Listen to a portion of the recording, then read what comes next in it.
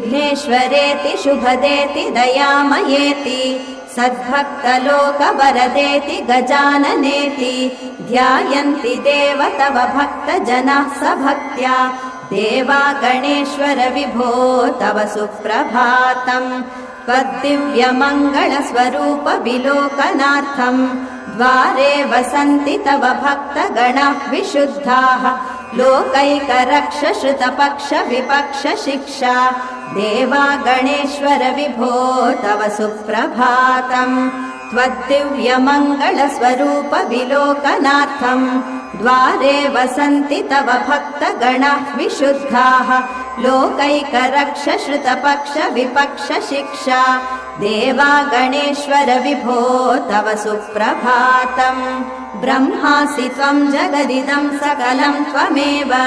धर्तासि त्वम् गणपते प्रणवं त्वमेव